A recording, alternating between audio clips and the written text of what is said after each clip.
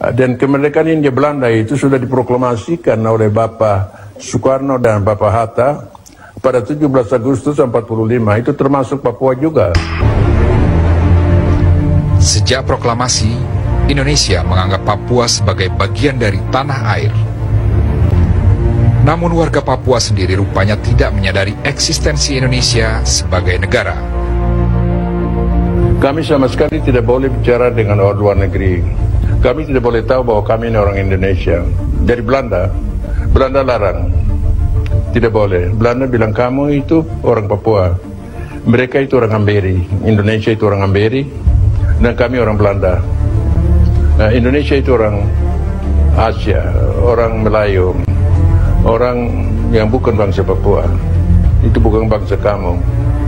Belanda sengaja bikin ini supaya permusuhan antara kami dengan orang Indonesia itu timbul. Itu orang Belanda ajar saya, orang Indonesia itu musuh. Saya mesti mengaku pada mereka, ya Indonesia itu musuh.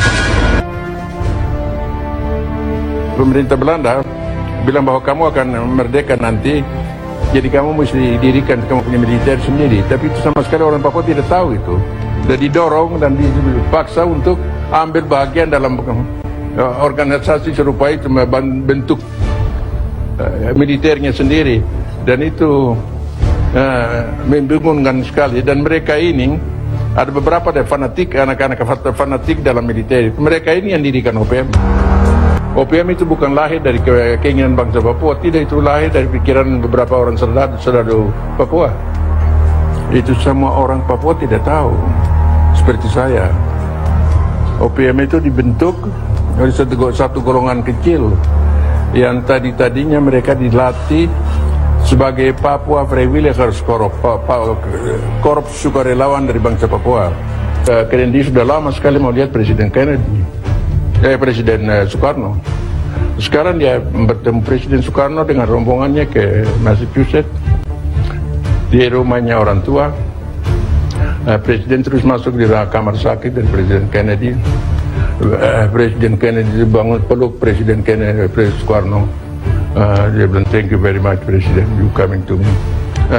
Lantas pertemuan itu jadi satu pertemuan yang baik sekali kedua mereka. Dalam pertemuan itu Presiden Kennedy tanya Mr. Presiden Soekarno, what can I do for you? Presiden Soekarno bilang, Irian is not giving back to us. Presiden Soekarno bilang, don't worry Mr. President, it could be arranged. Jangan takut Tuan Presiden, itu akan diurus. Dan Nona, ini putusan yang jatuh.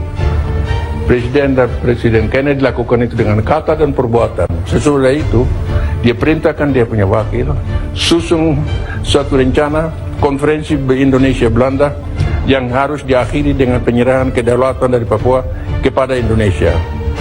Tanggal 15 Agustus 1962, Belanda dan Indonesia setuju bahwa konferensi adakan perundingan sudah setuju bahwa Papua Barat, kedaulatan dari Papua akan diserahkan kepada Republik Indonesia.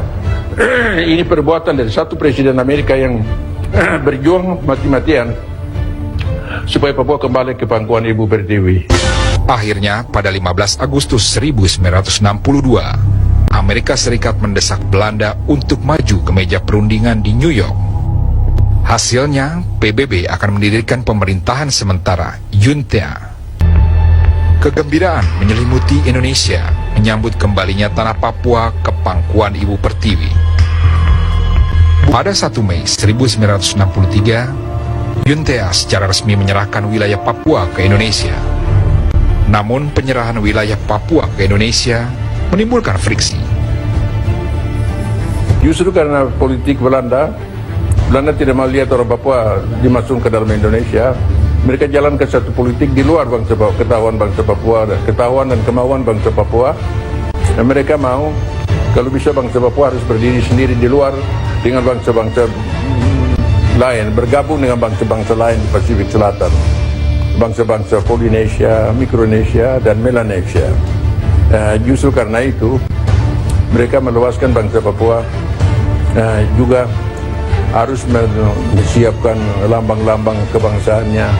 Di antara lain, saya ditunjuk untuk tutung bendera bintang kejora.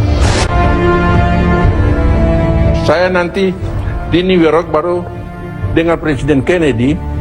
Kennedy katakan kepada saya, "Ya engkau orang Indonesia, engkau tahu yang engkau orang Indonesia." Saya bilang, "Tuan Presiden, ini terlalu bagus ini untuk tahu."